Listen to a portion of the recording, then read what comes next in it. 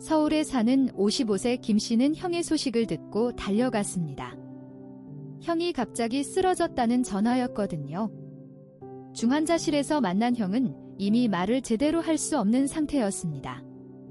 의사는 회복 가능성이 낮다고 했습니다. 그렇게 사흘이 지났습니다. 형은 끝내 돌아오지 않았습니다. 나이 62세에 일찍 떠난 형, 김 씨는 장례식장에서 멍하니 조객들을 맞이하고 있었습니다. 형수는 울음을 그치지 않고 있었고 조카들도 자기들이 이해할 수 없는 슬픔 속에 있었습니다. 모두가 형의 갑작스러운 죽음에 충격을 받아 있었습니다. 형의 장례를 치르고 나흘째 되는 날, 변호사로부터 연락이 왔습니다.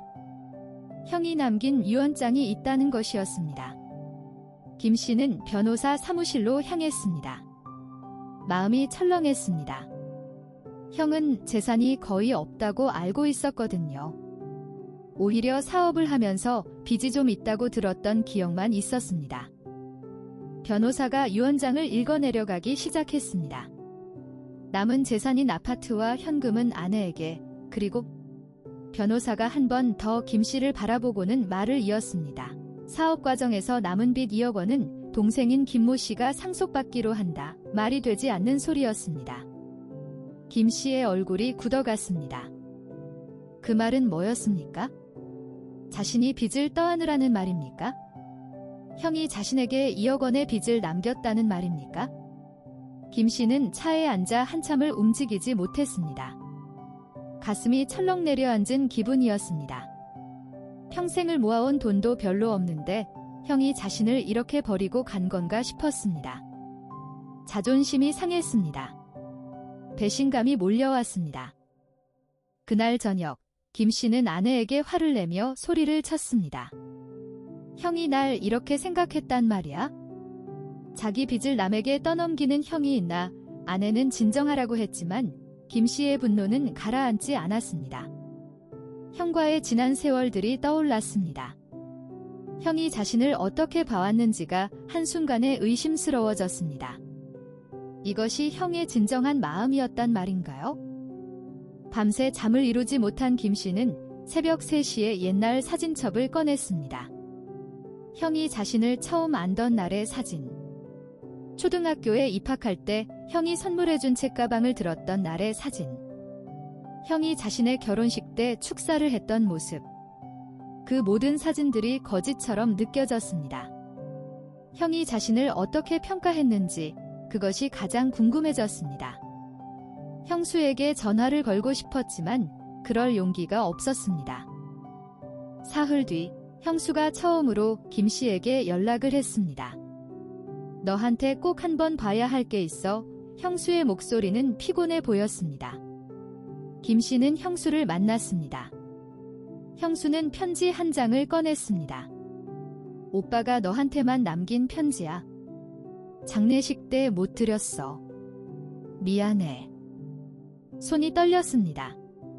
편지를 펼치는 것이 무서웠습니다. 형의 필체로 쓰인 첫 문장은 이랬습니다. 내 형제여, 내가 떠난 뒤에 이 편지를 읽고 있다면 정말 미안하다는 말을 전하고 싶다. 김 씨는 그 문장에서 눈을 뗄 수 없었습니다. 가슴이 철렁했습니다. 형이 자신을 원망하는 것이 아니었나요? 편지는 계속됐습니다. 내가 너한테 빚을 남기는 이유를 말해주겠다. 우리 아버지를 기억하니? 아버지가 돌아가신 뒤 내가 형으로서 제대로 너를 챙기지 못했다. 그 죄책감이 나를 계속 짓누르고 있었다. 그래서 나는 너에게 이 빚을 남기는 거다. 이건 빚이 아니라 너한테 도움이 필요하다는 신호다. 김 씨는 읽는 도중 눈물이 흘렀습니다. 형의 진심이 느껴졌습니다. 편지는 더 이어졌습니다. 내가 사업을 하면서 빚을 지게 됐을 때 너한테 손을 벌릴 수 없었다. 형으로서의 자존심 때문이었다. 하지만 죽음 앞에선 그런 게 다 무의미했다. 대신 나는 유언장에 너의 이름을 넣었다. 누구도 너를 탓할 수 없게. 그제야 이해가 됐습니다. 형이 형수에게만 재산을 남기고 자신에게는 빚을 남긴 이유가 말입니다. 형은 자신이 형으로서 너무나 부족했다는 죄책감을 가지고 있었던 것입니다. 형이 죽고 나서 자신이 형에게 도움이 필요한 사람이 될 수 있도록 배려한 것이었습니다. 자존심 높은 형이 그 유언장으로 자신에게 손을 내밀고 있었던 것입니다. 편지의 마지막 문장은 이랬습니다. 내 빚을 갚을 때까지 너는 나를 기억해 줄 것 같다. 그게 내가 원하던 모든 거다. 너를 사랑한다. 내 형제여. 김씨는 형수의 품에서 울음을 터뜨렸습니다. 형이 자신을 배신한 게 아니었습니다. 오히려 형은 죽음 앞에서도 자신을 생각하고 있었던 것입니다.